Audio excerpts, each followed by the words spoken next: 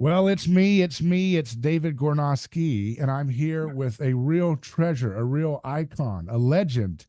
He's a WWE Hall of Famer, three-time world champion, founder and CEO of DDP Yoga. He's an actor, an author, and an inspirational speaker. We have Diamond Dallas Page. How you doing, sir? Brother, I'm doing great. I literally just got done doing, uh, I hadn't lifted weights in 15 years. Everybody knows DDP yoga is my thing. Without DDP yoga, I'm not the guy I am today physically because I'm going to be 68 in another 15 days or 12 days, whatever it is. But I just started lifting weights again about a year ago because we had developed these power cuffs and it's blood flow restriction training. And the short, one, two lines on the what power cuffs are, they allow you to lift one third, 25 to 30% of your maximum load, and you're doing multiple reps, and you get the same effect that you do when you're lifting heavy weights. Now, if you're trying to put on massive bulk, what this is about is more about gaining muscle. Like I've gained, my arms were down to like 14 inches. Yeah. Now they're 15 and a half. When they're blown up after workout, they're 16 again. And I'm going to be 68. And they say that you can't, when you get in your 50s, you start losing muscle, bone density, mobility, and balance. Well, mobility and balance are off the charts for me. It's as mobile as any Yeah. mobile 22-year-old. Yeah. But now my strength, I know my bone density, my muscles have increased in size again. And I'm not trying to be 250 pounds anymore, Right. Right. but I want to be 225 where everything's like hard as a rock Right. when I flex them. And when I let them go, it's loose. Yeah. That's what it's Yeah. supposed to be. So I literally just finished a power cup workout that we're going to do live tomorrow on my Facebook. Okay. So, Yeah. I'm putting some of those workouts up so people can see them because they don't understand power cups. You power them up and it's tighter around the What's it top of feel your like? arm. Is it like a blood pressure cuff squeeze or what's it? Yeah. Yeah, it's just like that. Think of it as if you were doing getting your blood pressure taken and Yeah. they pump it up, right? Yeah. Same type of thing, except for it's not going over your whole arm. Yeah. It's only going over the top 2 inches of your insertion of your muscle. Right. So, and it's very important that it's right in here. This is where it really stops the blood flow. So it's think of your arteries that come out of your chest and down your fingers. Yeah. It's PVC piping. Think of the hose, which is the veins, which this is the way the blood comes back. Well, now we're going to step on that hose. Right. And what it does is trickles out the blood, but it's still getting all the blood in so that your arms, when you're lifting weights, those last two reps, that's where you really start to grow. But with this, it's right away Yeah. because you don't have to keep pushing and getting those reps in to build the muscle in, the blood into the muscle. Yeah. So just look up powercups.com. Yeah. It'll blow your mind what's possible. They were developed for rehab. Yeah. So if you do the protocol, it's impossible to get hurt with them, which is Right. always a huge thing for me. Yeah. Can that work on other muscles or primarily the arms there? Is that what it's Everything. doing? Everything. Everything. Okay. When you were, like I say, these are developed. Cody Rhodes is in the main event at WrestleMania this year. Yeah.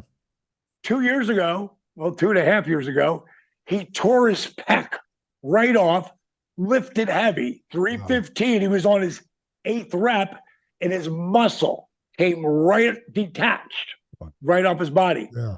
He rehabbed back with blood flow restriction cuffs. Wow. Wow. Yeah. So it's for your chest, your back. It's something that you can do to work out safely, even if you don't have an injury, in other words, right? You can do to do it the safer way. Yeah. I don't have any, I have injuries that are permanent injuries, like my shoulders and my knees and hips and all that, but they're still all my own joints. Right. And I don't know anybody who's over 60, who's one of my guys, who doesn't have at least a shoulder, a knee, or a hip replacement. Yeah. Some of them have multiple. I have none. Wow. And that's because, and I started, my wrestling career started at 35. Yeah. And I wrestled all the way up to 46 strong, and then came back at 49 to 50 to show what I could still do. And then I got out because I didn't want to have the permanent damage because people can think what they want about professional wrestling, but there's something we will all agree. You can't fake gravity. Yeah. You Yeah. know, Yeah. Macho Man coming off the top rope and 258 pounds crashing on my body. Now, I'm sure when Mach first started doing that elbow off the top, he took a lot of the impact on himself, and tried not to kill the guy. At the end, you were his crash pad. And that's when I got with him. I was his crash pad for many, many, many. It was the feud of the year in 1997. And I couldn't be any happier. I'm glad no real permanent damage got caused. Yeah. But just the wear and tear of your body in that ring. And then the road, we're traveling 100, 200, 300 miles, always to the next town. I was on the road 270 to 280 days a year. Wow. Yeah. That's wrestling. Yeah. What about your iconic move, the diamond cutter? I mean, I know that is the cutter is such a powerful move. I know a young wrestling guy wrestler right now who's doing his own cutter, Christian Hunter, a guy I've met, and it's such a beautiful, iconic move. Does that hurt over time, even doing that? It's got such a explosion. Really affects. Really affects your shoulders because that's where you're coming down on the whole time. And if I would have realized it, which you don't realize it because of the adrenaline and you're still younger, this is the stuff that sets in when you're in your 50s, 60s. I'm not preparing for 70 days. Yeah. I'm not preparing because that's going to be here tomorrow. Yeah. I'm preparing for 80, 90, and 100. That's what I'm preparing for. Yeah. Because I am incredibly mobile. Like, I just got off weights, but I haven't stretched out. I haven't done anything since I woke up. And at either point in time, I can take either one of my feet, pull it over my head. I'm not holding on to anything. Wow. Have a conversation with you at 6'4", 228 pounds of twisted steel and sex appeal. Yeah. I got to tell you, if I did that, I'd crash into the camera right now. So I got to learn about this yoga. We're going to learn about the DDP yoga, what you're doing with that. Cause I need to integrate some of that. That's really a more effect. Is that what it's all about? Longevity is about maintaining good muscle mass and agility, you said. And I guess what was there another component for that longevity of health? Bone density. Muscle is so important because you drink a lot of milk for bone density and that kind of thing. Milk is garbage. Okay. What they've done to our cows. Yeah. What our country, and I love my country, but what our politicians have allowed these big corporations to do to our food. Yeah. Like I'll give an example. I was going over to Italy about 15 years ago, and everybody's always, oh my God, the food. I'm thinking, I've eaten at the best restaurants that you can eat at in our country. Right. How much better can the food get? Right. I'll tell you, ridiculously better. Yeah. The taste, like there's no such thing as I go to Italy, there's no such thing as organic vegetables. Right. It's all organic. Yeah. Yeah. Like what they've done to our food has ruined it. So what you eat is so important. And like on my DDP Yoga app, the very first thing that comes up is something that I call the list. And the list is to help you reboot your brain because so many people have lost hope, period. Right. And I always tell people, I've heard people say, well, the food's 80% of it. No, it's not. The food and the workout are 10%. The 90% is this 6-inch piece of real estate in between your ears. Right. It's your inner voice. It's the story you tell yourself. And if you tell yourself, oh, I can't help myself, I'm a comfort eater, I have to eat this food, then it's, if you say you can or you say you can't, you're right. If that's a story that you tell yourself, then that's the life that you're going to live. Right. Discipline is the truest form of self-love. Sure, yeah. Ignoring the current pleasure for the bigger reward to come. Yeah, that's such a good point. That our culture today hates boundaries. They don't like the word no. They want, you know what I mean? And that's where you get caught up in being enslaved to passions that get you caught up in addictions or bad habits, bad eating habits, whatever, bad careers that are not realizing your true potential, bad management of your money.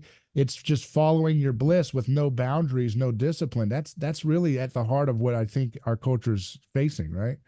No question. And when you really think about it, if you take it the next step further, well, why is that happening? Because of convenience. Right. I mean, you can't go and find a McDonald's without a Burger King or a Wendy's or a Arby's or a fried Kentucky Fried Chicken. You'll never Right. see one by themselves unless it's a really small town. Yeah. Big towns normally they have all four corners. Yeah. And the other Yeah. day, one of my buddies, who said, I never eat McDonald's, but the other day I did, and I went through the line, and I told him I wanted this burger and this and the fries, and blah blah blah. And he gets to the window, and the girl goes, "That's $3.52. What can you get Yeah. for $3.50? You're getting a whole meal." Yeah. They not only have to pay for the whatever that garbage is that they're calling the fake food that they're calling food. You got to pay for the employee to do it. You got to pay for the lights. You got to pay for the tax. You got to pay for the building.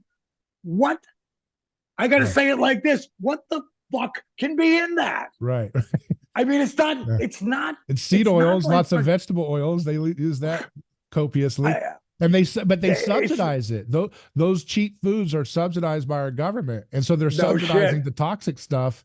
And then the good stuff costs you have to be almost rich to afford it sometimes, to get grass-fed local beef. I mean, that's pretty expensive. 100%. No, 100%. And think about that. Who owns the government?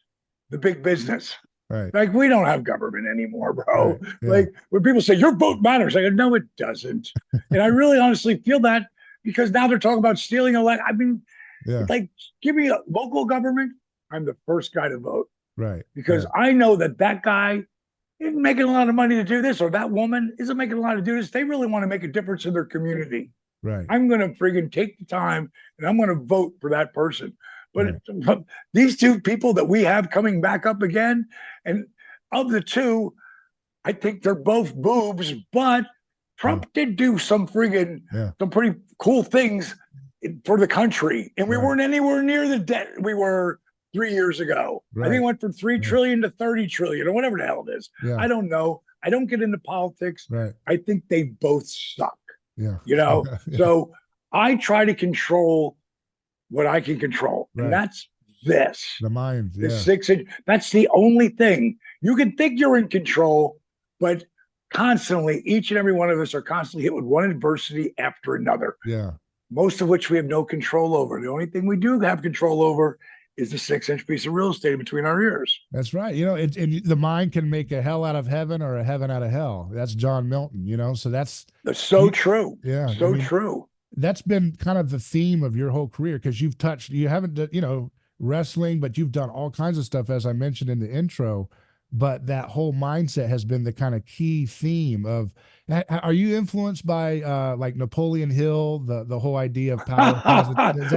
Are you Dude, come on, yeah. Napoleon Hill. If we didn't have Napoleon Hill, I don't know if there'd be a Tony Robbins. Right. I don't know if there'd be all these great speakers. The thing that when I look at speakers, because most of them are really amazing with their speech, but do they really live that talk? Right. I do. Right. If I tell you about something, I'm doing it. Yeah. I'm not telling you like the doctor back in the 60s would be smoking, you really got to stop smoking, or the one who's super out of shape and goes, boy, you need to lose 50 pounds. Yeah. Well, dude, you need to lose like 80. I walk the talk. Yeah. And if I'm telling you about something, it's not because somebody's paying me to tell me. Right. I'm either using their stuff and they found out and then they gave it to me, or I'm telling you about something that I have nothing to do with. Right. Like this morning I was drinking this, like Gatorade is really shit. It's not good for you. Yeah. But my wife found another, because electrolytes are great for you. Okay. Mm-hmm. So she found a company, I think it's called Ultimate, whatever. So when I'm drinking it, I talk about it. They don't give me the product. Yeah. You just they don't pay me to say it. Yeah. I'm going to talk about stuff that I believe in. Like I use a plunge cold plunge. Yeah. Every morning, the first thing I do, as soon as I get out of bed, I go downstairs and I get in my plunge. Today I was in it for 5 minutes at 43 degrees, Yeah. and it's called the plunge. Now, those guys saw me using a horse trough Yeah. with ice I was putting in. Yeah. And they contacted me and they said, "You believe in plunging? We've been watching you. We want to give you our plunge. Wow. And if you like it, you can talk about it." Yeah. I put everybody through it. Yeah. So yeah. is this so people will give me things That's as what an they do in influencer. Russia. When the winter, they jump into those ice lakes, you know, in Russia, like 3 times for health and everything. Yeah. I'll tell you, it has so many health benefits, but Yeah. it has mental benefits as well. Because I don't care when I'm about to go into it, it doesn't matter. My brain will start to go, "Oh boy, it's going to be so cold. It's going to be so cold." And I go, and I say to myself, "Oh, 10 seconds, you're not going to feel that way." Right. You know, Right. like, so I projected at this point. It's gotten to a point now where as I'm coming, it's not like thinking, "Oh my God, I don't want to do this." You know, I'm thinking, I can't wait to get in there because the first 10 seconds is going to feel like I'm in like a cool little plunge here. Right. Like not hot, not too cold. And it was 43 degrees. I was in it for 5 minutes. Wow. Then I get out, warm, you know, rub my arms, my chest. What it did over that period is took that inflammation. I go up to my neck, and that's where I didn't know what brown fat was till I listened to this one doctor talk about it. Yeah. And the brown fat helps burn the regular fat. I am so lean. Yeah. I mean, I'm shredded, Yeah. and I'm going to be 68. Yeah. It's like, how long? And I just put 1.5 inches on my arms in the last year again. Yeah. Like, how long can I? And I'm not trying to build, I'm trying to maintain Right. because I've got good muscle mass. I've got good bone density because I've got that check. I do all my blood work every 6 months. My mobility, and you Yeah. just saw my flexibility and Right. strength Yeah. are off the charts.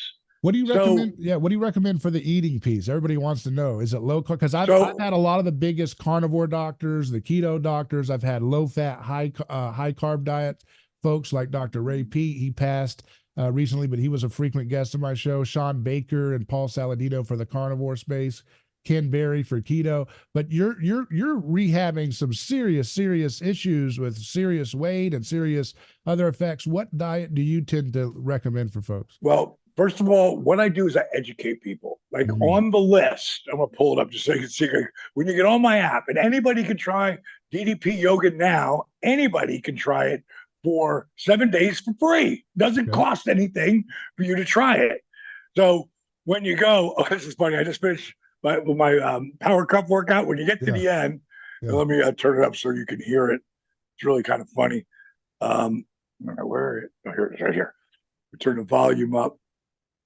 Okay, it's up. So when you get to the end, it says, "Are you sure you want to go, complete the workout?" Yes. Right. Are you sure? Yes. How challenging was that? Well, this day it was a 4, right? So I hit 4.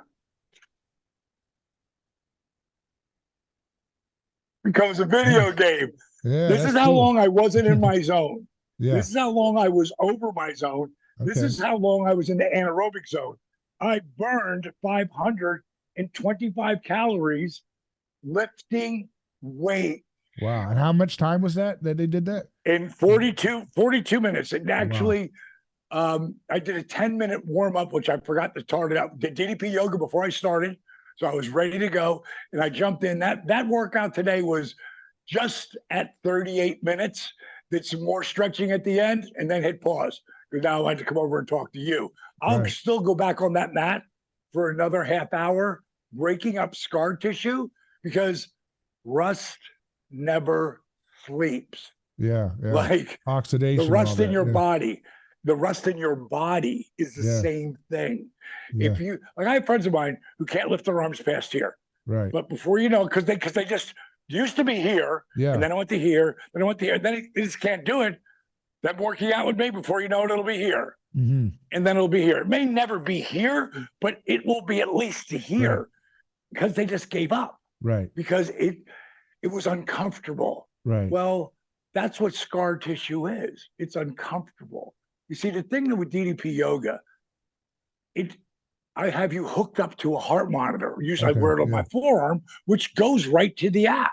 So if you're watching the app, one of the workouts, you got a Bluetooth heart monitor on, boom. And let me tell you why, especially people who are over 45 should all wear heart monitors. About a year ago, I was 67 or 66, about a year and a half ago, I was 66. And I know right where my heart rate's supposed to be, where it said anaerobic zone, the red zone, and at like 42, I was never more than 10 clicks into that. When I say that, like I want to stay right in my 120s, 125, even up to 128. But as soon as I hit the 130s, okay, I'm cool with that. 135. Once I get to 138 or 39, no, come back down. I don't want to stay. If it's just for a brief period and I come back down, that's okay. You don't want to stay there because it's like revving your car engine up too much. This is the most important part of my engine, my heart. Right. Okay. And right now it's doing good. But at 66, my heart rate went up to 179. Wow. I'm like, what the hell's wrong with my heart? What's wrong with my heart monitor? Then, what's wrong with my app? And it kept going up and down. I'm like, what the hell? So I get my wife's iWatch and I put that on, and that thing works when it comes to heart rate and stuff. And I'm looking at it, I go, what's wrong with the iWatch? I never for a second, because I never felt it, realized I had A-Fib. Okay. So I go see Dr. X in Atlanta. He is the Hawks, the Braves, the Falcons. He's the guy in town. Okay. And he's done my workout. He knows who I am. Like I went to go see him about my knees. And he's like, listen, D, you're going to need new knees at some point. But right now you're not in pain. You're in a little bit of discomfort, but you're not in pain. He said, you're not going to like them. You are crazy mobile. You have crazy mobility. And you just need to freaking, when you want them, they'll be here. But I can't do anymore. I came up, Dave. I came up with different stretches and strengthening moves for my knees. I have no pain in my knees. Wow. Zero. Now I've also put stem cells in there too. So I think that has to do with it as well. But it's a combination of the two. Right. So back over to what the hell was I talking about for the diet? No, A-Fib. We'll come back to diet. A-Fib, I see his doctor. Dr. X is one of his partners. He's like, dude, you have A-Fib.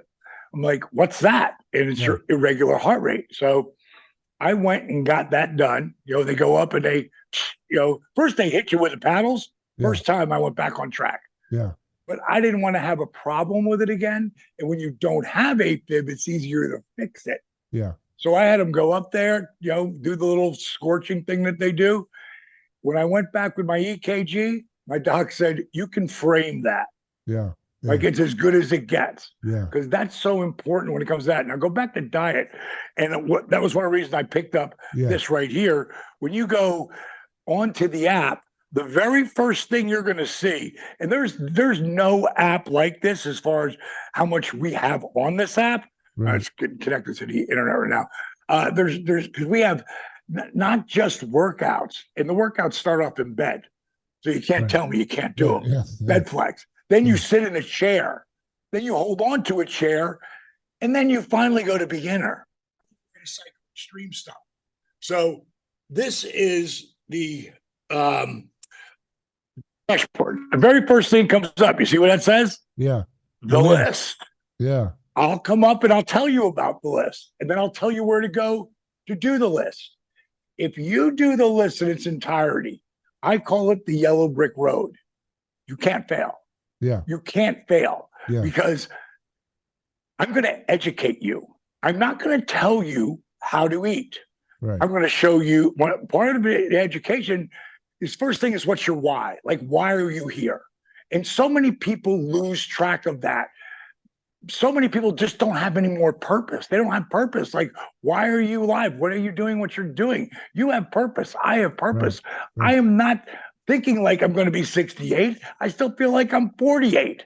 And I was wrestling, at 49. So the point is you've got to have purpose. So the very first thing I want to know is what's your why? Then I'm going to show you how to set up goals in my goal setting system. And as an acronym, SmackDown. Specific, measurable, achievable, compatible. Keep it going. Do it. Own it. Write it down now. Then I'm going to take you in and show you the videos that are going to inspire you. Right. And then I'm going to do a talk that I did on based on being positively unstoppable. There's also one that's based on living life at 90%. Right. So I have lectures in there as well. And then I'm going to show you movies like The Resurrection of Jake the Snake. If you can see where Jake and Scott were, Yeah. and where they go to in The Resurrection, which is on Amazon Prime. So click yourselves, go to Amazon Prime. It's there. If you watch Relentless, which is a documentary we did for me, breaking my back to where we are today. You know, these are things that inspire people. I mean, emotionally will make them cry because they get so attached to the story and the character. That's what they're going through. And then I'm going to educate you for food.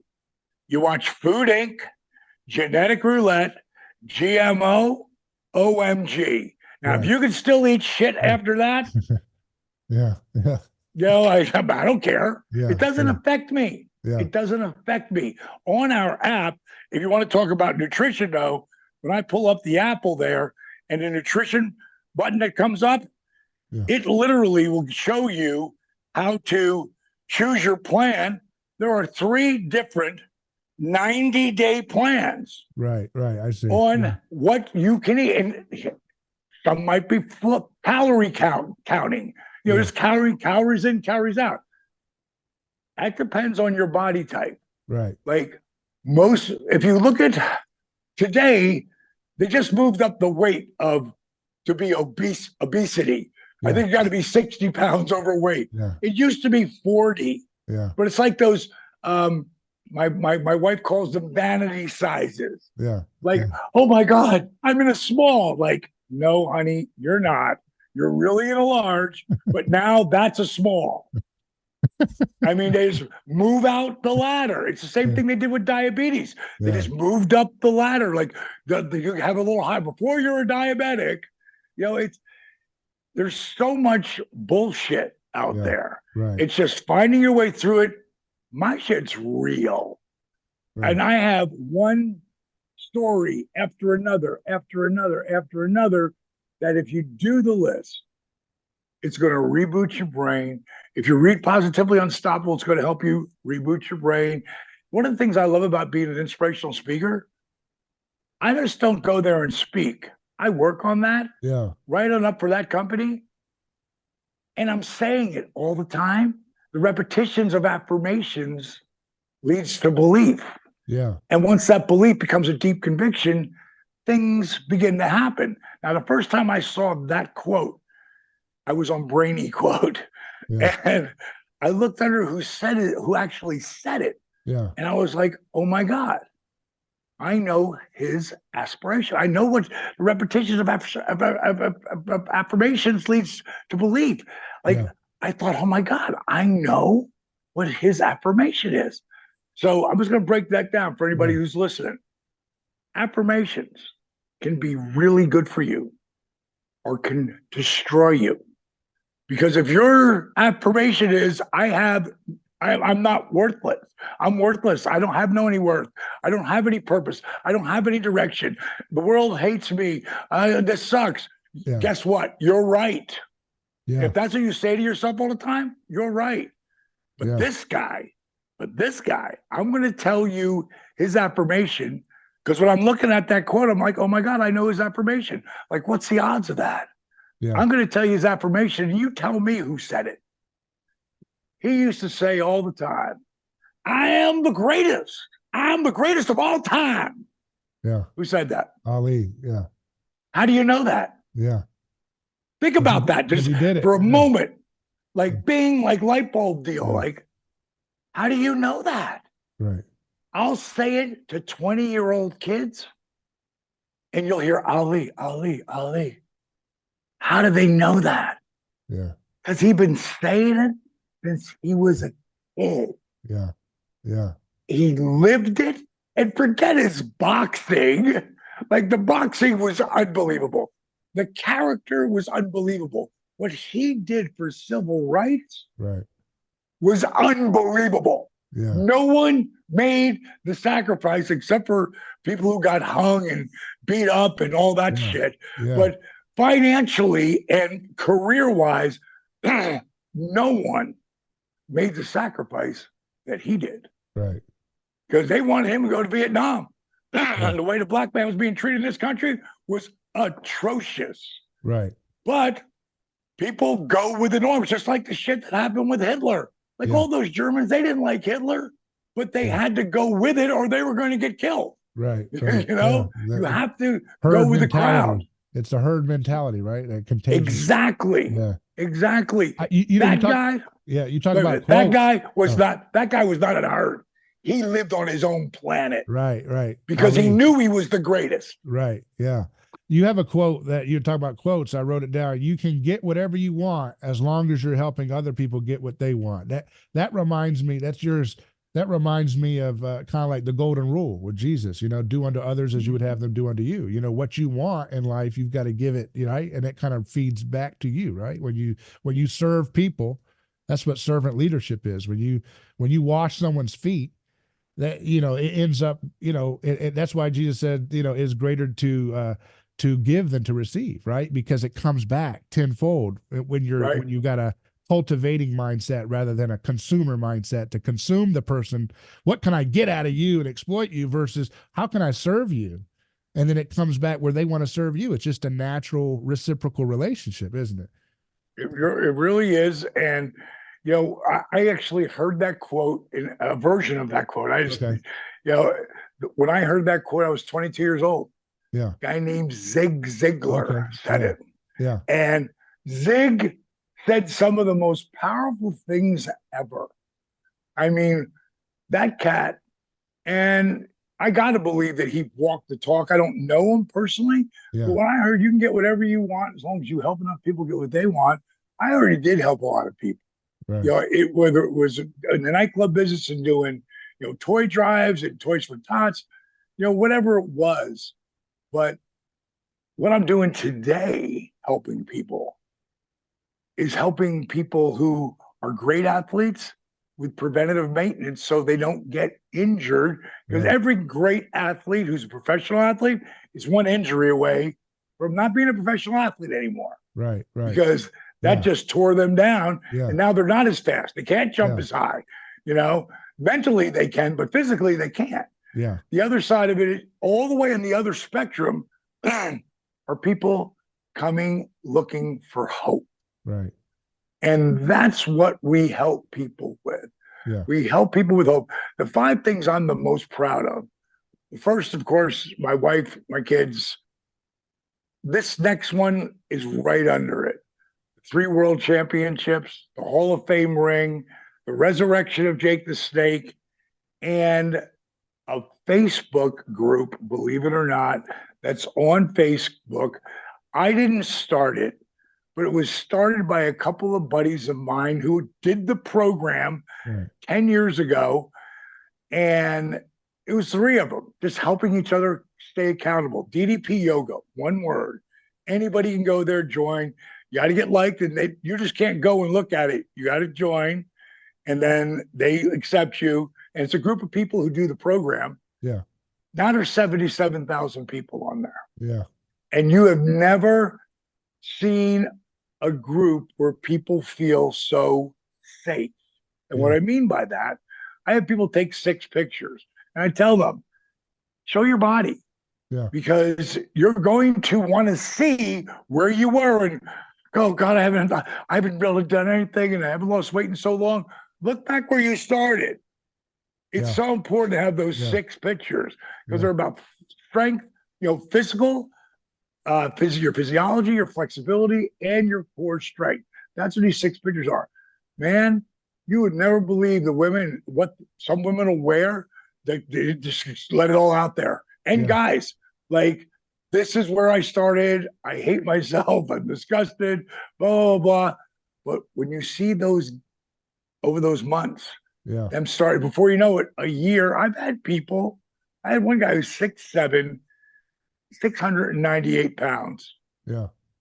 Friggin' lose 402 pounds in 22 months. Wow. And you talked about one of the things that he did.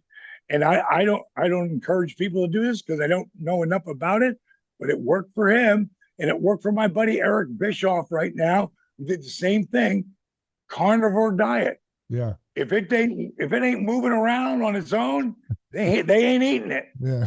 But if it is, Yeah. and because what I encourage people to do is to eat organic vegetables and organic protein. Yeah.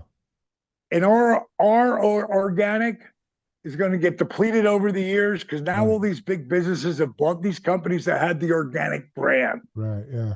And again, they only care about money. Yeah. So best to find an organic farmer. Yeah.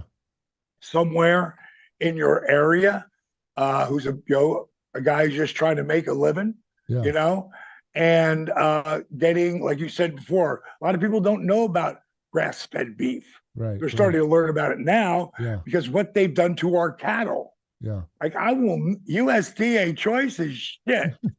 I'm not eating that. That's not Now, my choice, once in a while I'll have to because I'm on the road, but I will not eat vegetables unless they're organic. Yeah. Why do I want it? I'll spray pesticides on my tongue. Yeah. GMO, all heavy metals. These are all that chemicals. Yeah. Yeah. And like even the fish are so full of mercury now. Yeah. Like it is, you really got to watch the difference between people in their 90s and 100s who are still talking like we are right now. Yeah. Who are still walking, to the market or go next door. Two things. They exercise and they eat real food. Right. Yeah. It's true. Real food. Real food. And that's processed. and that's what the list teaches you. So when you say, what do you know? I'm gluten free. Right. I'm dairy free. Is that convenient? Hell no. But way more convenient than it was 20 years ago. Right. Yeah. When my brother begged me at one point, stop eating gluten. And I go, what is gluten?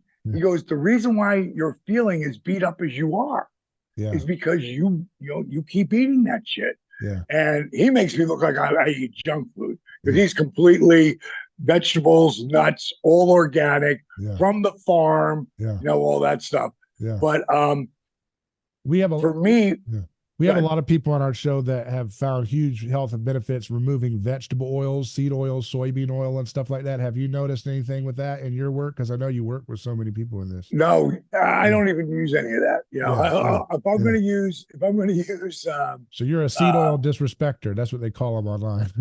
I just don't use them. What I focus on is if I'm cooking. Coconut oil. I'm going to use spray coconut oil. Saturated fat. But it has the highest. You can have it really hot, and it's not going to curdle. Like I won't use olive oil like that. That's good. Yeah, because that will curdle. But I will use a good olive oil on a salad. Right. Yeah. Don't heat olive oil. Don't heat olive oil. That's what I hear. Yeah. Exactly. Yeah. And you heat it to a certain degree, and then after that, it's ruined. Right. So I don't use that there. Avocado oil is another good one that you can use for something like that. Like I figured this stuff out over time. When I first went gluten free, I thought I watched friends of mine lose weight with it. I watched friends of mine get out of pain, and I told them about it. Right. You should do that. Well, me, I didn't need to lose weight. Yeah. And I was in discomfort, but I wasn't in pain. Well, when the pain started coming in the knees, the back, and the hips, and I thought, okay, I want to try it, and I'll give it a month. Right. Within the first 3 weeks, I felt significantly different. Right. Like, here's how I use the barometer of pain. Am I noticing my knees bothering me? Yeah. Am I noticing my shoulder? Oh, what's that? Right. If I'm not noticing anything, I'm not in any pain. Yeah. Because I'm really in touch with my body. Because if I am, how do I need to fix that? Like if I'm on my knees too much, like at an autograph signing or doing a lot of traveling, I go into these different crossover knee stretches that I do. Because it feels like a sponge that just keeps getting more and more water in it. Right. I go in and wring that sponge out, and then I'm fine again. But getting into that spot is uncomfortable. And a lot of people are afraid to be uncomfortable. I'm not. You know, I want to shift gears to, because you mentioned earlier that you do a lot with corporations and motivational speaking. I want to kind of get into that. So one of the things that I do in my media work is I'm always noticing that whatever the political perspective of outlet is, everybody in the news media is generally producing negative, fear-driven content, right? So I want to speak to this victim mentality. So there's a couple of things here. One, since you're all about the mind and you've really shown your work with the results of some of these great stars, people that you've mentioned, Scott Hall, Jake the Snake, Butterbean, we can get into that later. I saw you posted it'd be cool if he was on the card with Mike Tyson's match. That would be pretty sick and pretty interesting to see if if that would happen. But no matter what, you've had these huge transformations, and it is a mindset thing. But yet the media, whoever it is, always fear, always we're going to fail, always we're going to, it's all over. And what that produces is a victim mentality, right? This victimist. In order to gain power in our society, you have to say, I'm a victim, I'm powerless. It's a paradox, right? To get social status, you have to kind of accumulate victim points. It's like punching. I got a victim, I'm this, I'm that, I'm overweight, I'm disabled, I'm this or that. So how do we overcome the victim mentality in the workplace? And also, how do we overcome the negativity and the victim mentality in our society? Because in other words, how do we get our confidence back as a country, our joy, that zeal that we can do things again? Well, we just talked about it, and before I get into it, I'm going to start with this.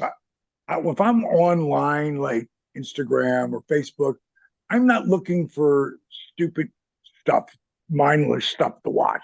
Maybe once in a blue moon, but as a whole, I'm looking for someone to inspire me. Right. I'm with someone to give me a different perspective on something. And I saw this woman, and she was talking about exercise and a positive mindset. And that they call it now, there's science to back it up. They're called hope molecules. And I thought, is that real? Because I think it's real, but is someone else actually done the science on that? Right. So as soon as I stopped watching it, I went right to, and I Googled it, hope molecules. And it goes through this whole dissertation, like what it is. It's everything I do. The biggest thing is exercise, the food you eat, and your breath. Like people don't even pay attention to their breath. And most people breathe like this. Yeah. They never go. Right. They never do that. Yeah. Ever, especially on purpose. Right. So what I have learned, the most important thing, like let's talk about food. We can go without eating for weeks, like we really can. Yeah. We can go for days without water, but we can't go minutes without your breath. And we've all seen it. Might have been a movie, it might have been TV show, whatever, car accident, and the girl, it's like, slow down, breathe. They're having a baby, breathe. Right. Like everything goes to try to calm the situation. Yeah. Okay. Yeah. So it's kind of like when you were a kid and your mother said, don't eat so fast. Oh, yeah, okay. Boom, boom, boom, boom, boom, and you ate fast. Yeah. She never told you why. Why? Because you got to digest that food. And the hardest thing you're ever going to do is digest the food. Yeah. So let's go to breath. Why do we really want to own our breath? Yeah. And the reason why we do is because when you start, just take a deep breath with me. Yeah. Hold it. Now just slowly exhale. If you're listening, do it with us. Take another deep breath. Hold it, and then just slowly, on your terms, exhale the air. You see, when you're deep breathing, you activate the hypothalamus, which is connected to the pituitary gland in the brain that chills us out. Right. It calms us down due to the physiological Yeah, you can effect, feel it just with couple deep breaths. right? Yeah. But it's due to the physiological effect it has on our nervous system. Yeah. Yeah. When you're deep breathing, you are literally sending neurohormones to inhibit the stress producing hormones, Right.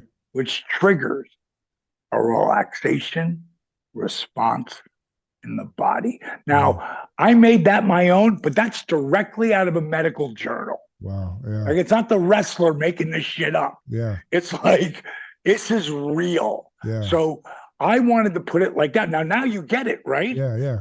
So the next time, do you know the only difference between excitement and fear? Do you know the only difference? What's the difference? Your Whether perception we're of it? breathing. Oh, No, whether you're breathing or not. wow. Wow. Think Yeah. about this. Oh my God, this Yeah. is amazing. I'm having the best day ever. Or Yeah. Yeah. Yeah. you stop breathing. Right. If you start to get anxiety, I will guarantee you you're not breathing. I Right. will guarantee it. And if you just go, okay, let's try what that crazy wrestler had to say. I'm getting really, I can feel the anxiety coming. Yeah. I'm just going to breathe in for 3 Yeah. and then exhale for 3, 2, Yeah. 1. And then inhale and then exhale, then go to 5 and then exhale for 5.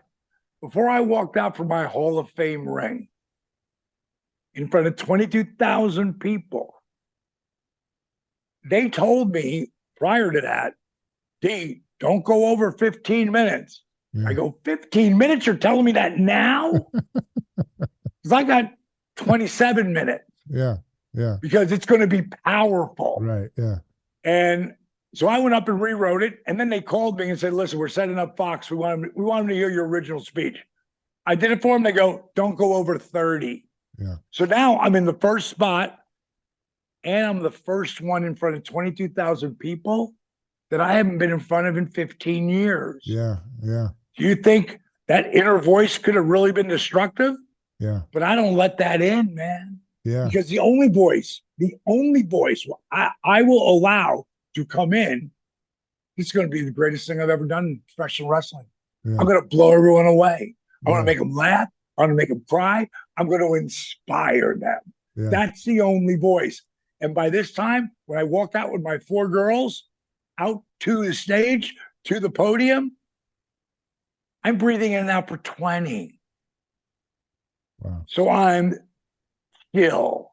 Yeah. So to get rid of the victim mentality, Right. the Yeah. first thing you need to do is learn how to breathe. I like that. Yeah. When you own Victims your don't breathe breath, well. It's true. Victims. no, they don't breathe at all. They don't breathe at Yeah. all. Yeah. They don't take a breath. Davey, when you own your breath, it's like having a superpower.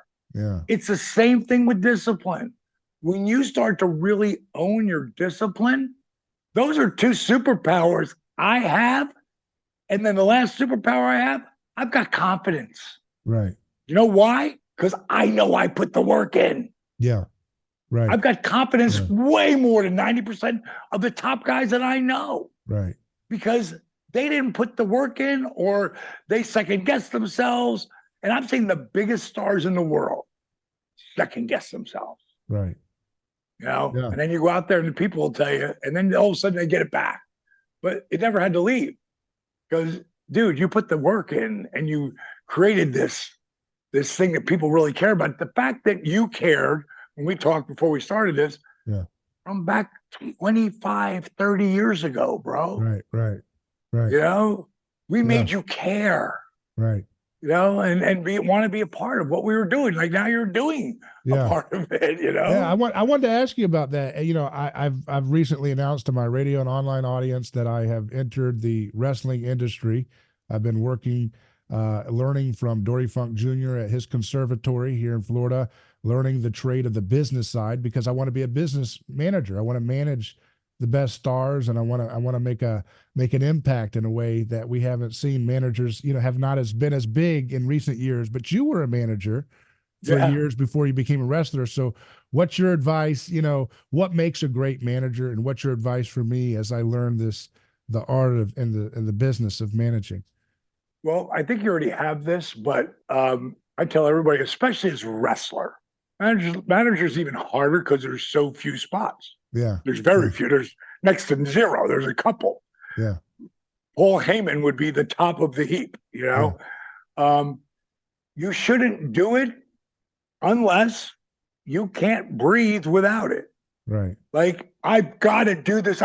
It's like your breath's the most important thing we have. If you feel that way about this, you should do it. Right. And especially when it comes to being a manager, because there's so few spots. If you're going to be happy doing it on the independent scene and doing that, like I was, but I saw more. Right. And I saw more, but every time they told me, no, you're too big. You're too over. I mean, literally, yeah. the See, reason that's what I I was saying. I'm started, 6'4", and I'm like, can I be a manager at 6'4"? I don't know, but you did it, you're right? going to, yeah, Yeah. but they're going to tell you that you Yeah. can't. And when I finally got to the show, and this is after working for Dusty in Florida Championship Wrestling, by the way, those 3.5 years that I was on before I went to WCW, it cost me money to be Diamond Dallas Page. Right. I Yeah. wasn't making any money, but I ran a nightclub down in Fort Myers, Florida, and I was making great money and living the dream. Yeah. So I got to go and try to do this hobby, fantasy. Like, no one real like I looked like I belonged there. Right. I mean, I looked like this guy here. Yeah. That's You you. know, Yeah. like if you look at this is 1988, bro. Yeah.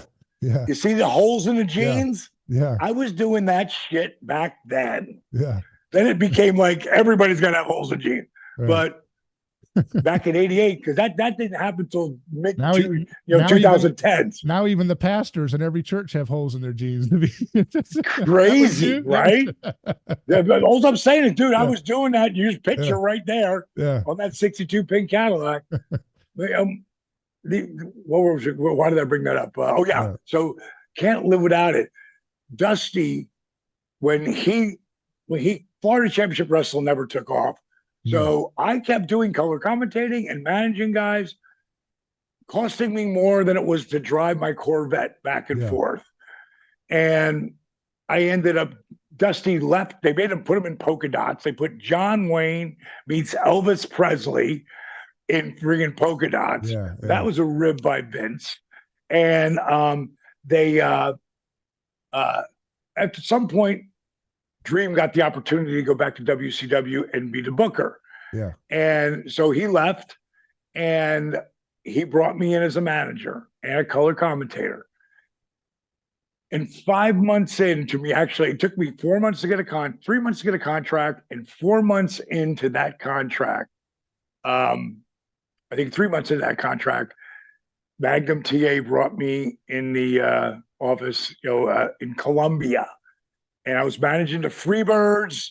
Normally, I have all these pictures out here for a little show and tell. Yeah. I was managing the Freebirds, and at that point, Scott Hall. Here's a picture Yeah. of me and Scott Hall back then. Yeah. Yeah. Very And I'm thinking I'm on my way. I've got Scott Hall. He's going to be one of the biggest stars in the world, and the Freebirds already are. And Yeah.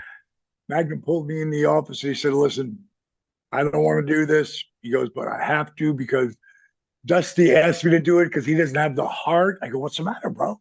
He's like, "We can't let you manage anymore." And I go, "What? What are you talking about? I just created Scott Hall's gimmick." And, "Oh, I go, what did I do wrong?" He goes, "Well, really, it's not your fault." I go, "If it's not my fault, we can fix it." He's like, "No, not really." And I'm like, "Why?" And he's like, "Well, you saw that picture." He's like, it's you. It's the hair.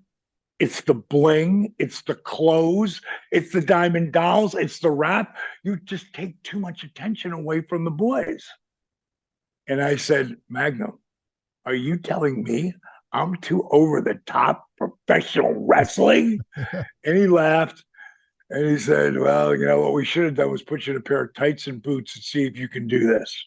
Yeah. And I was like, man, and it was like you kicked the chair out from under me, man. I just felt like it was probably the worst 30 minutes of my life up till that point because I finally got there, and Yeah. now you're taking it away Right. because of what I do. Right. And then I changed my mindset because it can happen like that. Like, what's your new purpose? What's your new destination? Right. And I thought, wait a minute, I got I got 9 months left on this contract. I'm gonna I'm gonna freaking I'm gonna freaking go down the power plant. Right. I'm gonna learn how to wrestle.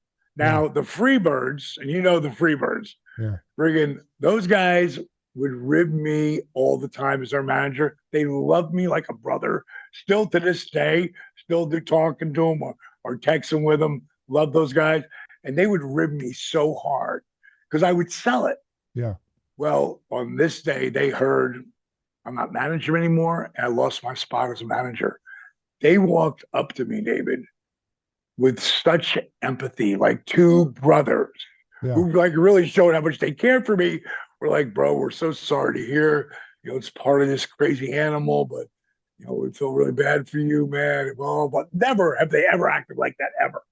Yeah. And I look at both of them and I go, don't worry about me, boys. I go, I'm good. I said, I got 9 months left, 7 months, whatever it was left on my contract. I said, I'm going down to power plant. I'm going to learn how to wrestle. Yeah. And they looked at each other and they looked at me and they burst out laughing so hard that Michael like fell out to the ground. He would thought it was the most ridiculous, funniest thing he ever heard. And I gave them both the "you're number one" sign and walked to the ring to announce them. Now that was in '91. Yeah. Okay. Michael would leave there at some point and go to WWF. And since then, he has been like top two writers for that company for 30 years. Right. Yeah. But back then, he'd only been there for a couple of years. And 1996, I have a match with Sting. Now, it's not me in 97. 97, I'm on fire. This is January 24th, 1996. I'm still the bottom of the mid card. And Stinger loved me, and he knew how hard I worked. And I came into the locker room to talk to him, and I said, so what are we doing tonight? He said, what do you want to do? I go, what do I want to do? He's like, what do you want to do? He goes, I've been watching you, man. He goes, you've come to a different level. I know you're not getting the reaction yet or the respect, but I've been watching you, man. He goes, what do you want to do tonight? I go, really? And man, I laid that out right in the beginning. Boom, boom, boom. I had him friggin' go for the Scorpion Deathlock. It looked like a match was going to be over in a minute, but I got to the ropes and pulled myself out. And the way I laid that thing out was probably about 7 minutes or whatever. And the only reason I know this because some kid said this was the beginning of Diamond Dallas Page that no one really knew was the beginning. And we had a really great match. Of course, I put him over in the middle, but that's a bit, he's Sting. He's a franchise. Yeah. But when we walked through that curtain, I got a standing ovation from the boys in the back, right? And you've seen that before. And so the next day, I used to call it Humpty Dumpty Day. I get all the king's horses and all the king's men, put DDP back together again. And so I'd go right to the gym, go to my chiropractor, my applied kinesiologist, my deep muscle massage therapist, get tan and come home at 8 o'clock. That's my first day off. And that day I forgot something, so I had to run to my house. And I went in and I was running out the door and the machine went off because the phone was ringing. And I'm just going to let the answer machine get it. And I hear, Payge, yes. And I go, oh, it's Michael. I ran over, I grabbed the phone. I'm like, Mike, what's up, man? He's like, God damn, mother, son of a bitch. I'm like, Mike, what's the matter? Hey, you know how sometimes you call in the middle of the day because you want to leave. No one's going to be there. You want to leave a message? I said, yeah, you want me to hang up so I can call back and you can leave a message? He's like, no. Page, saw your match last night. He goes, we all did. And I got to be honest with you. I have never been so happy to eat crow in all my life. Great job. Click. And he hung up a bit. That's what he called to say. Yeah. And that was a defining moment for me. Yeah. Because, I respected Michael P.S. Hayes was over as you could be at 21 years old. Yeah. I mean, yeah. he lived a hard life of partying and just really drinking, no drugs or anything. But he was a huge superstar.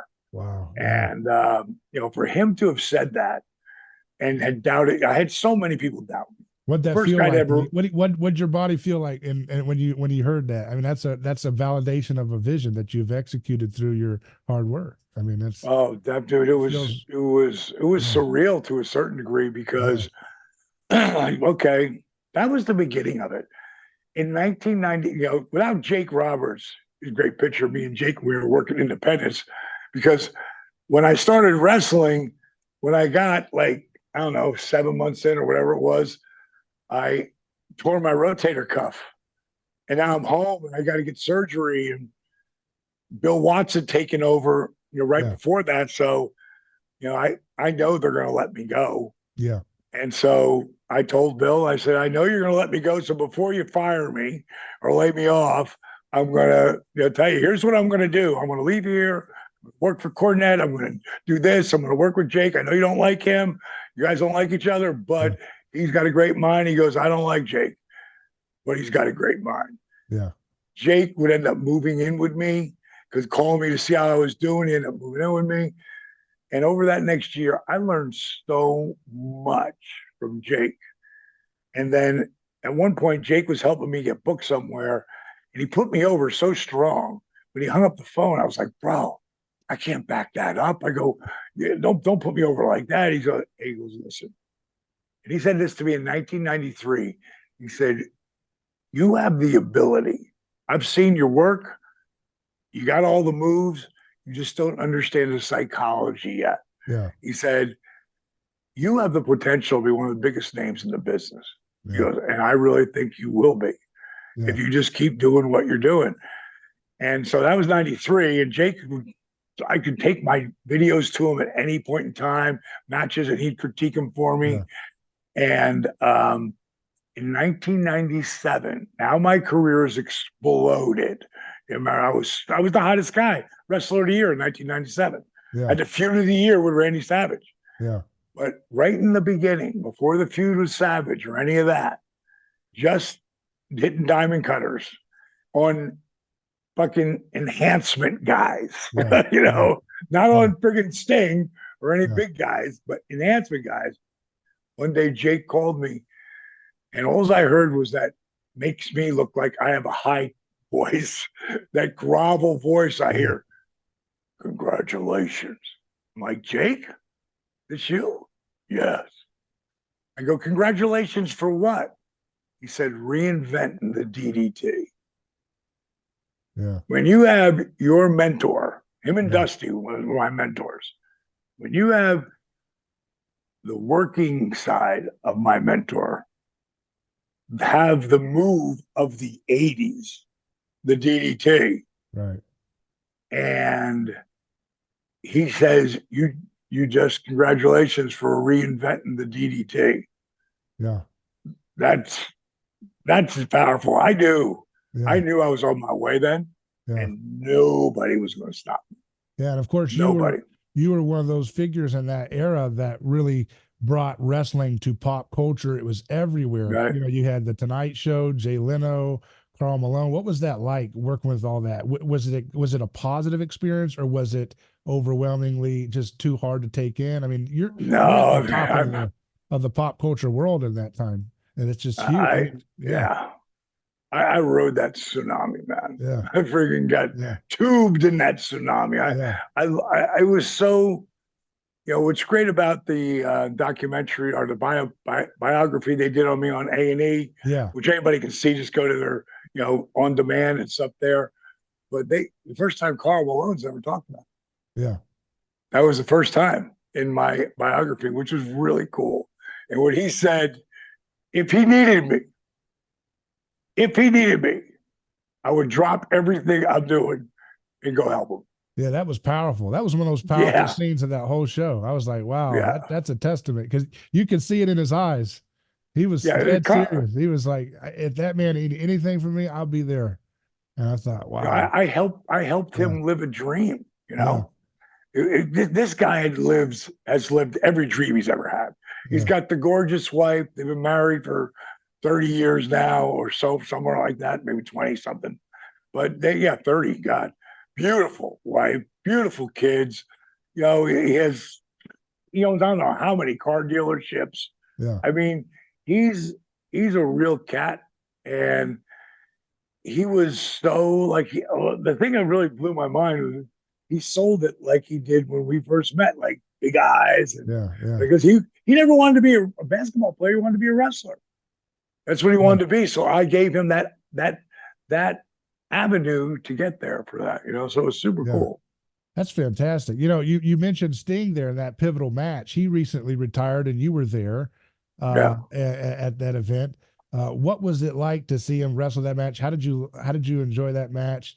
You were you have so much history with him, and of course there was a lot of folks there that have been helped by you, like Scotty yeah, Riggs was there, and Magnum was there, and a lot of the folks you've mentioned. But that was a big thing, and the fact that he could perform like that, at 64. crazy. Yeah, Tell yeah. me about that. What was your thoughts about that? I Yeah. thought, boy, he's gonna be sort of more. And he just had to get to the finish line. He was one of the guys I never thought would wrestle into his 50s. I never thought he'd do that. Yeah. But Why is he that? could. Why did you think he wouldn't go, wrestle that? Just I just didn't know if he had that really want to stay involved yeah, in the business, because yeah, it's the best thing and it's the worst thing. yeah, People think it's all you'll be sugar and rainbows. It's not. yeah, It's a hard business. I'm so glad to see him.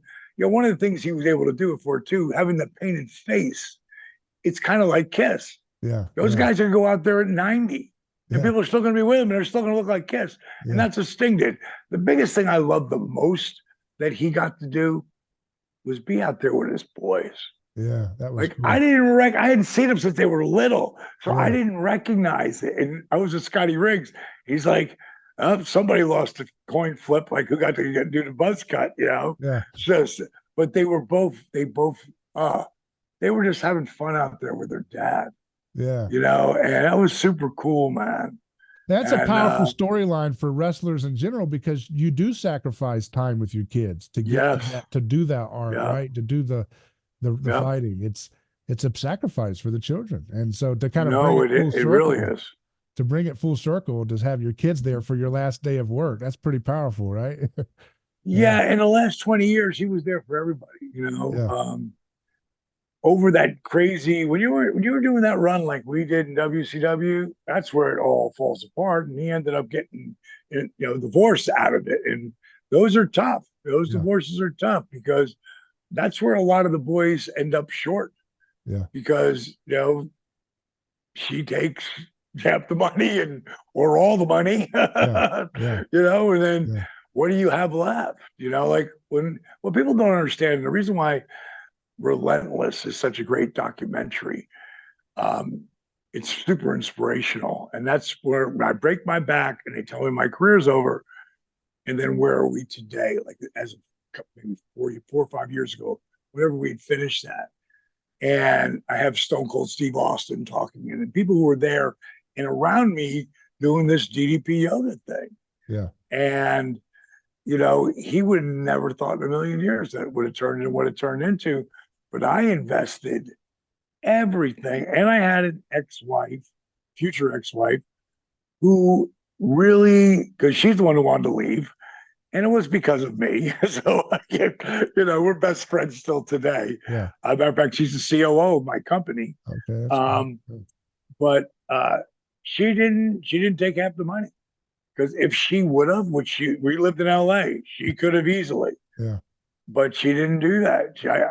I really said to her, I said, if you want to leave, I get it, but I don't want you to. And the bottom line is, if you do, if you take out the money, I'm not going to be able to pull this thing off because, meaning it took 8 years Yeah. for DDP Yoga to be an overnight success. Right. 8. And $548,000 of my own money. Wasn't other people's money. It was mine. Yeah. Because I believed in it and I didn't, what people wanted, people wanted to invest. They still do, but they want such a ridiculous return back on it. And no one can tell me what to do. Yeah. It's mine. I owed 82% of it, and I gave 18% out to my ex-wife or my business partners, Steve Yu, that I have, that earned pieces of the company. Yeah. But we have such a great relationship that I was at her wedding and she was at my wedding with her husband, who I love. Yeah. And he's exactly who she's supposed to be with at this point. Yeah. And I am with who I'm so lucky. My wife, Payge, I always have to go, yes, my wife's first name is Payge. Yeah. And then if I'm speaking, I'll say I go stand up, Mia Moore, and she's always with me. And I'll say, everybody say, hey, Payge, and hey, babe. I'll go, that's my wife. I have a little more feeling, makes them all laugh. And, and I say, everybody say, hey, Payge. They do it again. And I go, oh, right about now, you're thinking, oh my God, her name's Payge. Which gets another laugh. Yeah. And then I say, Mia Moore, tell them what your maiden name is. And she says, McMahon. Like, what's the odds of that? What are the odds of that? It's probably all caught up in those frequencies you were manifesting all those years. The universe heard a few different things, right? No relation, but now she goes by Payge McMahon, Payge, but everybody calls her Payge. But the main reason I brought her up is because I'm talking about reading and learning how to read, because I was reading at third grade level at the age of 30. Yeah. And it's part of the story that I tell about how I turned that around and how I figured out how to read. And one of it was, I use her as an example because she is one of those chicks, adventure athlete, which means that she's one of those chicks who runs 100-mile races. Yeah. She's one of those chicks that puts a friggin' 20-pound backpack on her back and runs 170 miles through the Grand Canyon. Yeah. In 6.5 days, that. She doesn't do that anymore, thank God. But she still climbs mountains and she loves them. And I say, she never looks up at that mountain and says, oh my God, how am I going to get up there? She just puts one foot in front of the other. Yeah. And that's how you go. Yeah. And you figure it out as you go. And that's what I did with my reading and teaching myself to read. And today I'm a pretty decent reader. Still reading out loud. What's your favorite greatest, book? But not. What's your favorite book? Oh, I like Stuart Wood's stuff because he's entertaining, and I like the characters. I like how some of the characters will work their way into other storylines, and you get this book, and all of a sudden, oh, wait a minute, Barrington's over here, and they're fun books to read. Right now, more than anything, I don't even have the time to read. Yeah. My original book that I read, though, when I said I'm going to read a book cover to cover, was Lee Iacocca's autobiography. Okay, yeah. He was a hell of a dude. Businessman. Yeah. Oh, great businessman. And they wanted him to run the country at one point, but when he found out he wasn't really going to get to run the country, he's like, I'm out. Why would I want that job? Yeah. They tell you everything to say. They write your speeches for you. Right. Yeah. I mean, crazy world. You mentioned running the country, and not want to go political, but we just recently had the State of the Union. What is your State of the Union? What would be your State of the Union message to America right now? I know you have so many hats. You talk about people's health. You talk about their breath. Talk about getting their flexibility, putting the power crafts to get your arms stronger, your body stronger. You talk about mindset in the workplace. but to the nation as a whole, what if you had that platform, what would you tell the people, and that's To and be to that be bringing people perfectly honest, together, to be perfectly honest, Yeah, I wouldn't want that job for all the money in the world. right. And I don't, people I say to them all the time, I think they both suck. I don't Yeah, think there's, blue or red. I'm yeah, not either. yeah, Um, I do care about, smaller, elections, meaning like in my right. town. Yeah. I care about that. But State of But the Unions are they're kind of transcendent of politics. They're about pep talks, and you're the Mr. Positivity. So what would be your? yeah, I'm saying besides all the politics, what would your message to get America back in its state of confidence and its hope, like oh you talk God. about? Yeah, Dude, that's way too heavy for yeah, me. For me, I just wouldn't yeah, throw that off the top of my head, yeah, because that is so like wow. yeah. That People could use your it, message, is what I'm saying. They no, I could know really, they could. yeah, I'll yeah, tell you more than to yeah, keep it simple, stupid, because right, that's really what it is. yeah, Kiss. It's like you need to exercise. right, You need to eat real food. yeah, Like those are the true things. Like there's so much stress and anxiety in our yeah, country right now. yeah, COVID. Did you? I got to segue to this. yeah, Did you ever see? I'm trying. I just thought that now his name slips my mind. Woody Harrelson. yeah, Did you see Woody Harrelson on hosting Saturday Night Live right yeah. at the end of COVID time? Did you see it? Yeah, yeah, yeah, Where he did his opening speech yeah, and yeah, talking about the script that someone gave him. right. And then he goes off on a sidetrack and comes back and he goes, so this script, I'm reading a script. And then and I tend to, smoke a little bit of weed. And Yeah, my manager's up there. He goes, he's the one who smuggled it in from California for me. yeah, Just having fun with it. And then, back to this script. And he kept going back to the script and then walking away from it like any really good comedian. And then he said, so as I finish up here, I'm reading this script, and the script has the storyline is you get the biggest drug cartels in the world, and we're going to make all the people stay in their houses, and they have to use our drugs. right, I was like, this is crazy. No one ever believed this, so I threw it away. He got so much heat for that. right. He got so much heat for it. To me. That's been the craziest thing ever. That they like we're so broken right now because Yeah, of that. But that's what the powers that be want. yeah, You know, I don't know what book maybe who have written about this for years, but you've seen the movies, like the futuristic movies, where all the people with the money are yeah, back to the castle of the walls that the poor people can't get in. right. But Yeah, all the proper people with all the money, they're fine. right, And I think that science fiction is prophecy. right. I mean, Yeah, has anybody not seen Terminator? right. Yet we're creating robots that look like people, and they're not even out yet. Yeah, We've already got the other robots, but the robots that look like people, you've seen, just go on YouTube. yeah. They're And there. AI too, the deep fakes. They could make a CGI version of you saying, "Don't exercise," if they want. No, Yeah, 100%. Like you know. all of that. But the computers, giving the computers, and what does AI stand for, right? Right, Artificial intelligence, right? right. Think about that. Yeah, like And artificial sweeteners. There's always a cost, right?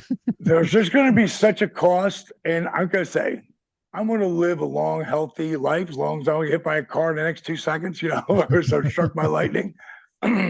But my goal is to do it on my own terms. Right, right, And if everyone had the attitude that all you can do is fix you, right, right. you can't fix the country, you can't fix other people, you can't, even though like today it's really sad to me that no one can have an opinion anymore Right. without a whole group of people chastising it. Oh, you like Trump? Like a buddy of mine, he said, "Hey, I'm sending you a pair of these Trump sneakers. Have you seen them? The gold sneakers? I go, no, you're not. I don't want them. And the reason he's like, come on, I want to send them to you. You'll be wearing those sneakers. You'll get some people talking about it. I go, I don't want that kind of talk. Right. I don't want to be involved in that discussion. Right. But you can't even have an opinion anymore. Right. This is supposed to be, that's why people died and, for freedom. Right. To be yourself. And to me, when I watched the whole Trump and friggin' Democrat thing last time, when people who are really blue can make me stick up for Trump, a guy I don't like. Right. You just don't share the same hatred. You're not on board. You just don't share the same hatred. Right. But you're being such, they were such bullies. Right. They were such bullies. You know what's changed this campaign here? Yeah. They can't say anymore that guy's a racist. Right. Who, by the way, has done more for black people. Hey, that's one of the things that I know because my buddy Marlon, who's black, who put this together, he's the one who tells me. Yeah. He's the one who tells me all this because I don't want to know. Yeah. No, Marlon, I don't want to know. Yeah. But he has done so much. Have you seen like the blacks and browns for Trump? Yeah. Yeah. Okay. Yeah. He called me when it first started happening in LA, and I was like, get out of here. Yeah. And then he started sending me stuff. I'm like, wow, that's crazy. But it's good because he was never a racist. Right. Any more than any rich white guy. Everybody, black people are racist, white people are racist. Right. Why can't we all just get along? That's the biggest message I would have. Right. I mean, no one could ever say anything to me about color. I lived with a black woman for 8 years, and my granddaughter's black. Right. You can't tell me. I don't see color. Yeah. And I was just glad that I was worried about the race relations if he would have got elected the last time. Yeah. I don't worry about it now. Yeah, because there's a divide. The divide is now dissolving, and now there's a lot more. It's more. There's still a lot of black people that freaking hate him, and I totally get it. But you're allowed to. Who cares? Yeah. I just didn't want to see. That racial unrest. The way the Democrats were using that bothered me. Right. And then let Biden win. Because I don't want to see. I don't want these race relations get worse. I think they're getting better and better in some areas, and some areas they still suck. Right. But it's going to take time, but it's going to take somebody who really cares. Right. So I don't see it, anybody right now who does. But I know I do. Well, we got to get that mindset that you're talking about. What's something that you know now that you would tell your 30-year-old self? About life and how it works and what to do. And more than anything, because I didn't really start learning how to breathe till my 40s. That would be the most important thing. That breathing. Take a deep breath. Yeah. But not just one. Yeah. Like it's continual. Like I never really, I'm sure I get caught in that. But at some point, I'm just going to go right back to. Right. It's like a habit. Yeah. No, it's ingrained in me now. No matter what, it would be breathe. Because when I was in my 30s, I was still a wild man. I was running nightclubs and like big nightclubs and just partying and like I could get road rage pretty easy back then. There's no one in a car gonna piss me off. And if you do something stupid, I just decide to cut in. I'm just gonna take a breath. And it literally eliminates. Breathing is the most important thing. Yeah. Yeah. I tell my 12-year-old self that. You know what I mean? Like, I know you're going to be really hyper and wound up at times, but if you can just learn to breathe, eat real food, treat people with love and kindness, as opposed to being, a piece of shit. Yeah, that's pretty good advice, man. You can't go wrong with that. What you've done so many things and kind of landed the plane here about this journey that we've explored with your life, and there's so many that we could talk other things too. So maybe we'll do it again sometime. But what's something that I guess, what's success look like to you? Because you've done so many different things. You've done you've really inspired millions of people about getting their fitness right and trying yoga and other things that you've implemented into your DDP yoga program. You've done the managing, you've done the wrestling, you've been a crossover person, and you've impacted people who were at the end of the rope in terms of drug addiction. You do motivational speaking. You're always innovating with new things. But what's success at the end of the day? What's it look like? What's that? Feeling good about myself. Like I don't make a decision. And this is probably the last easy 10 years because I didn't come up to with it till then. And I've never heard anybody else say it. If I make a decision, you know, how does that make me feel about me? Like, no, I'm not going to do that. You know what I mean? Yeah. Because if it doesn't make me feel, I want to feel I'm so in love with my wife. Every year, every month, we go, at some point, this is going to wear off. But, but we're 4.5 years in, and we are just so in love with each other and peaceful and happy. My company's doing good, but at any point in time, it could go away and I'm still good. Yeah. Because again, I'm not the guy. I would suggest to anyone who can do it or work towards doing it is to have no debt. Yeah. Yeah. I have Absolutely. Totally agree. I have zero debt. Oh, that's fantastic. I'm not worried about anything coming in, and because the bottom line is, bro, this is so true in every situation. From getting hit by a car when I was 12 years old and being told I couldn't play football anymore. Looked like the worst thing never happened to me. Well, it taught me work ethic because I sucked at basketball, Yeah. and I learned something so important from that. And then when I can't manage anymore, it looks like the worst thing that happened to me. Turns out to be the best thing.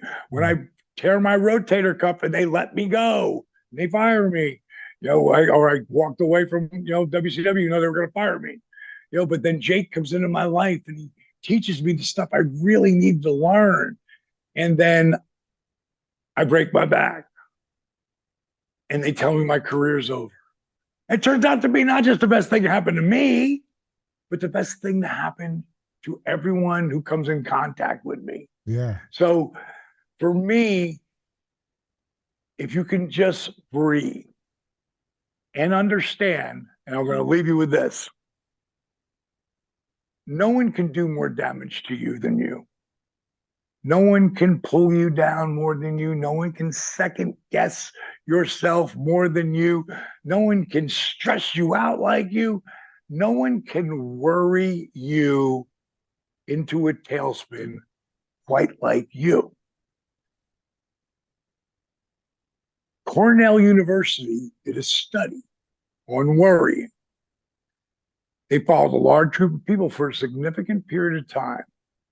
And what they found out, 85% of the things we worry about never happen. But it's better than that. Of the 15% that was left over, 79% of those people whose worries literally came to fruition handled them way better than they thought they could. Some of them were even really glad it happened because they learned something so valuable from that situation. So if you take in the fact that if you're doing the math, 97% of the things we worry about never happen. If you can just take a couple of deep breaths and your inner voice just say, well, what if this all works out? Well, what if it all works out? Or, and this too shall pass. If you can understand that and you can really take that, because this is really bad right now. Yep. And this too shall pass. The highs are really good. This too shall pass. Yeah. If you really look at life logically, that if you can apply it to your emotion, well, make your life a lot easier and more enjoyable. So I deal with this all the time.